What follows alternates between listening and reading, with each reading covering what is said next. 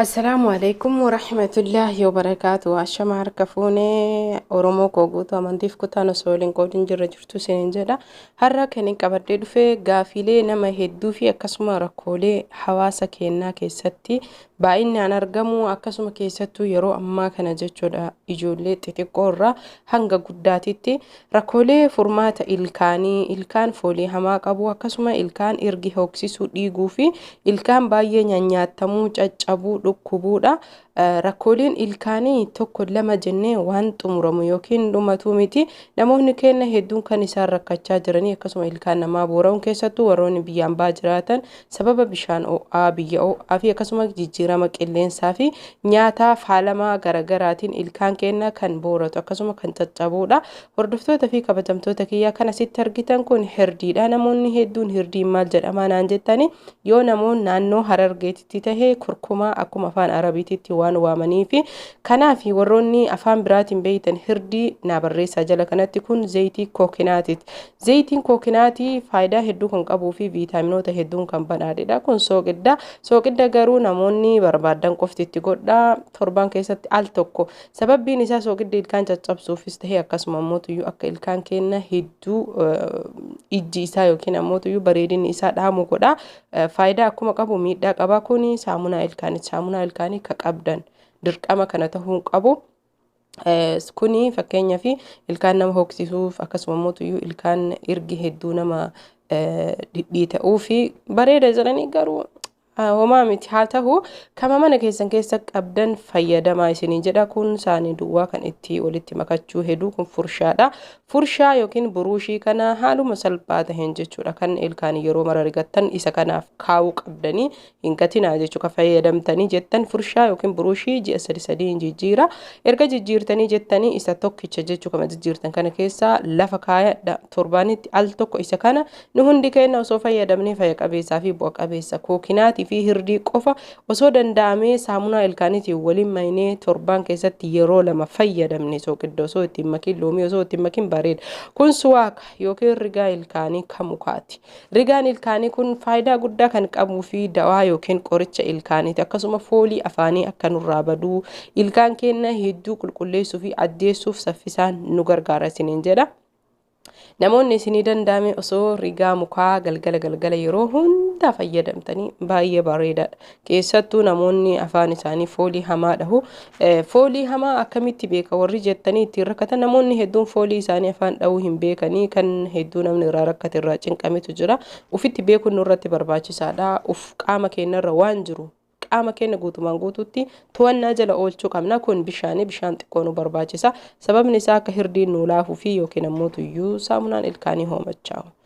Hirdii jalqabaaf maankaa xiqqaa tokko fudhannaa. Hordoftoota fi kabajamtoota kiyyaa namoonni hedduun jechuudha hirdii kana kan isin dhibee namoota isin dhiyaatan gaafadha. Karaalee hedduun fidee hirdiin dhukkuba hedduuf bu'aa qaba. Dhukkuba tiruu, borcii hir'isuuf, garaa kennaaf, lafeelee qaama keenya lafee jilbaa fayyisuuf qaama keenya qulqulleessuuf maal isiniin jechuu danda'a. Hordoftoota fi kabajamtoota kiyyaa sooqiddaan xiqqoo isiitti godha. Torbaanitti al tokko waan ta'eef jecha sooqidda torbaanitti al tokko irra ittiin godhina isiniin jedha. Namoonni hedduun loomii fayyadama jedhanii loomii walii dhaabanii loomii fi soogidda fayyadamanii ilkaan addeeffachuuf jecha ilkaan ofii caccabsanii fixanii. Itti aansuun ammoo namoonni biyyaan baa keessa jiraatan guutuun isaanii ilkaan kan dhukkubuu fi kan caccabee hin yaadda'ina. Yaada addaa jechuun hir'ina viitaamin D aduu jechuudha. Fakkeenyaaf aduu namoonni hedduun hin argattanii. Kanaaf hanga ammaatitti kan walitti ammakee soogiddaa fi hirdii. Soogiddaa torbaanitti al tokko malee ittiin godhina. Garuu kookinaatii yookiin zayitii kookinaatii kana karaalee hedduu fi qodaa hedduun saamsamee gurgurama. Isallee maankaa tokko maankaa xiqqaa jechuudha. Hirdii maankaa tokkoo fi akkasuma saamunaa ilkaanii maankaa xiqqaa tokko walitti fuunaa jechuudha. Hanga xumuraatitti namoonni viidiyoo kana laaltan like osoo hin godhin dagattaniin bahinaa. Akkasuma share hiriyoota keessaniif godhaa. Namoonni jechuudha viidiyoo jaalattan qofti subscribe godha. Kan hin jaalanne rakkoon qabu. Dhiisuu dandeettan isiniin jedha. Hordoftoota fi kabajamtoota kiyyaa warroonni viidiyoo koo ilaaltan guutuun hedduu galatoomaa kan irraa fayyadamtan kan na jajjabeessitan gaafilee adda addaa kan na gaafattaniif viidiyoodhaan kiyya jala yoo deemtan viidiyoo hedduu argattanii ammas bishaan maankaa xiqqaa tokkotti goone waliin geenna haaluma salphaan jechuudha. Viidiyoo kana keessaa sababni viidiyoo waa'ee viidiyoolee isinii buusu barbaadeef gaafii hedduutu na gaafatama. Dhangala'oo infekshinii qaama saalaa, bishaan qaama saalaa na baay'ata, qaamni saalaa na hooksisa, kintaarootii, fuula, rifeensa wantoolee hedduu marsaa laguu viidiyoon 200 jalatti kalaa'u waan kana qofa of keessa qabatu. Kanaaf jala deemtanii waa'ee rakkoolee dhimma keessanii keessaa filattanii imootu jechuudha. Fakkeenyaa fi mata duree viidiyoodhaan babbareedaa fi viidiyoo ciccimoo ta'an keessatti kan gara 30 ilaalamee jira, 15, 17, 18 viidiyooleen kunniin viidiyoo ji'oota muraasaatii an yuutuubara haarayaa asumaan na jajjabeessitanii na bira dhaabbachuus hin dagatinaa isiniin jedha.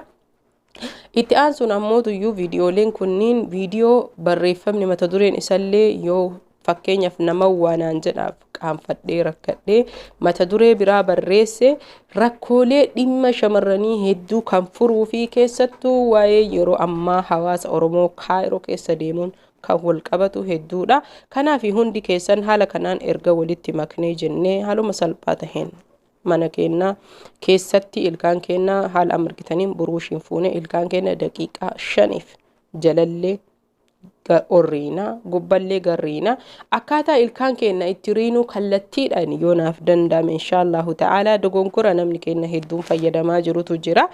Isas qabadhee isinuu dhufuun kiyya waan hin oolle haala kanaan fayyadamtanii karaa salphaa taheen jechuudha. Torbaanitti al 3 isiniin jedhe soogidda ammoo torbaanitti al tokko qofa itti gootan itti godhuun qabdanii baay'istanii jechuudha. Ilkaan caccabsuun akkasuma mootuyyuu inni soodoo hedduu jechuudha akkuma waliin beeynu jechuu.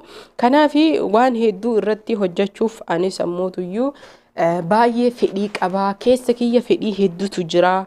Waa'ee ilkaanii qofa osoo hin ta'in waa'ee dhimma dubartii keessattuu jechuudha.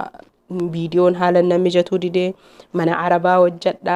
Kanaaf akka yeroo gabaabaa keessatti chaanaalli kiyya kun guddatee mana arabaa dhiisee qalbii takkittiin hojii kanarratti cimee hojjedhu. Yaanni akkana jalaan babban akkasuma mootuyyuu akka Oromoo kiyya boonsu jechuudha. Kanaaf akka na bira dhaabbattanii namoonni sagalee kana dhageettan hiriyoota keessan karaa barbaadan sooshaala kamiin sheer godhuudhaan inshaallahu ta'ala waan jechuu isin fayyaduu fi akkasuma mootuyyuu waan anallee fayyadu qofa qabadhee dhimma keenyarratti rakkoolee mana keessa jiru inshaallahu ta'ala irraa dubbachuus tahee irraa hojjechuuf rabbiin umrii na haa dheeressu fayyaa na haa kennu uf duuban deebi'u haala na haa mijeessu haaluma kanaan ergaa walitti maynee jennee dibannaa guyyaa 2-3 siin ta'a rakkoota kan qabu garuu firiijii yookiin tallaajaa keessa kaa'uu qabna meeshicha kenna. Haala kanaan ilkaan keessan kunuunsachuu dandeettanii zayitii kookinaatiin bu'aalee hedduu fi viitaaminoota hedduun kan badhaadhe zayitii kookinaatii karaa kamii fi bakka kamittuu yoo fayyadamtan hedduu isin fayyada. Hanga viidiyoo biraatiin walitti deebinutti turtii gaarii fayyaan faaya. Oromoo koo guutuu namoota viidiyoo kiyya yookiin YouTube ke jalatti share godhu ijoollee hedduudha. Subscribe godhaa fi ijoollee biyyarraa hojjettu jira. Irra caalaan isaanii jechuudha dhugaa rabbii waa'ee bitanii kaardii guutanii hedduu laffaatii hedduudhaan isin bohaarsuuf isin bashannansiisuun kan isin bira jirantu jira. Subscribe gochuun turtii gaarii fayyaan faaya horaa bulaa.